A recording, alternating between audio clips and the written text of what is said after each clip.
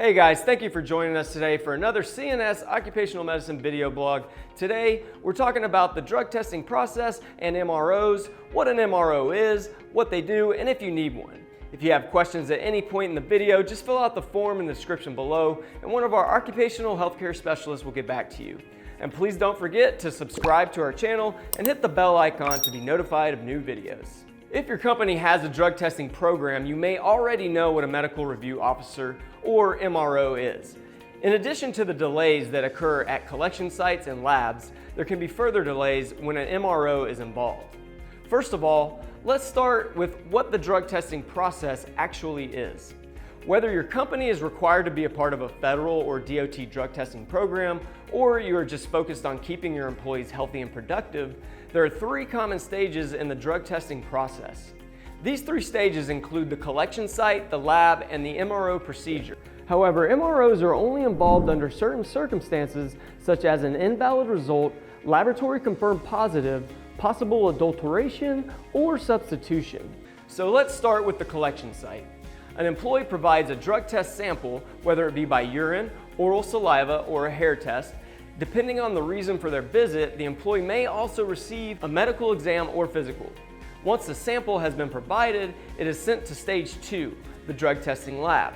All CNS locations perform these drug and alcohol tests as well as the medical exams.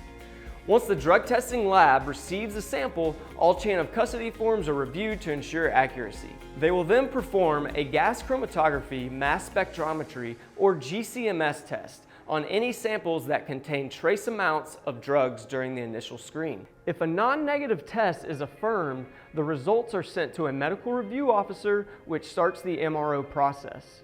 So, what is an MRO? Basically, it's a licensed physician that is certified by the American Association of Medical Review Officers or the Medical Review Officer Certification Council. They're responsible for receiving and reviewing lab results from an employer's drug testing program, evaluating medical explanations for certain drug results, and must also follow a strict process when reviewing federal test results. Basically, MROs act as an impartial gatekeeper for the accuracy of the drug testing process.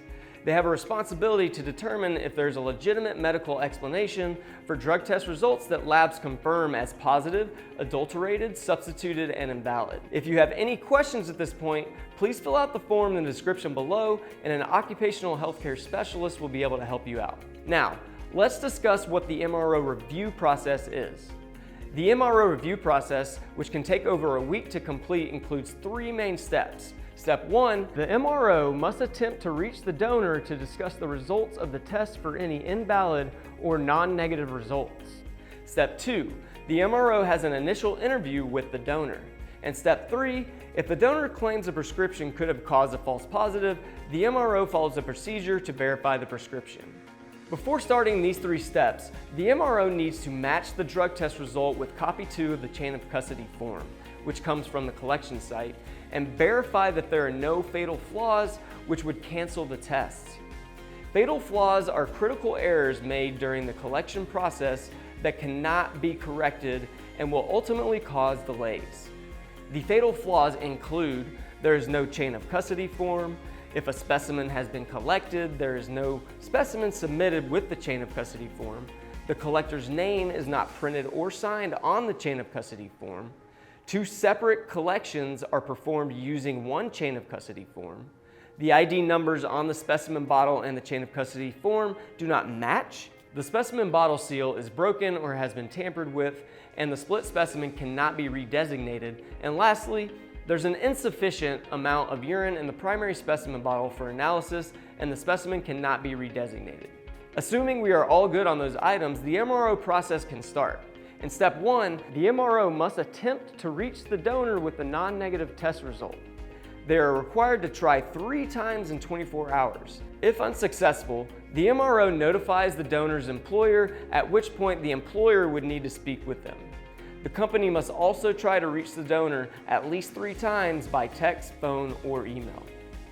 If the donor has not contacted the MRO within 72 hours, the MRO releases the original positive result to the employer. In step 2, the MRO conducts an initial confidential interview with the donor, basically to determine if the donor wants to discuss the test result. Declining to discuss the results forces the MRO to report it as a positive or refusal to test because of adulteration or substitution. If the MRO determines that further medical evaluation is needed for the verification process, the driver must comply with their request. Declining further medical evaluation also results in a positive test or refusal. The MRO does need to explain all of this to the donor. After the evaluation is complete, if it is found that there is no medical reason for the positive test, the MRO verifies the positive result.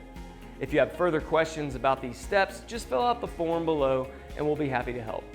Lastly, in step 3, if the donor claims to be using a prescription, the donor has 5 days to present the prescription. The MRO must then contact the pharmacy or prescribing physician to verify the prescription as well as the dosage. The dosage prescribed must be consistent with the levels found in the donor's sample. If the prescription is validated, the MRO will report a negative result to the employer. On the other hand, if the prescription is not validated or is never produced, the MRO will verify the positive result. The entire MRO process can take up to 2 weeks, as every part of the process has a required timeline involved. Now, you are probably still wondering if you need an MRO. There are 3 obvious reasons that you would need one, and they include: 1, you need an MRO to process all your drug and alcohol testing results. 2, you need your results turned around quickly and efficiently. And/or 3, you need a highly trained medical review team to help you remain compliant with all your drug and alcohol testing needs. Anything beyond that can be answered in a short phone call to one of our occupational healthcare specialists. That's all we have for you today. Hopefully we were able to answer all your questions on the drug testing process, what an MRO is, what they do, and if you need one. CNS Occupational Medicine does offer a comprehensive drug and alcohol consortium service, and we are a certified consortium and third-party administrator. If you need help, please fill out the form in the description below, and an occupational healthcare specialist will get back with you as soon as possible. All other relevant links are below as well, but you can always visit us at cnsoccmed.com or call us at 1-800-551-9816.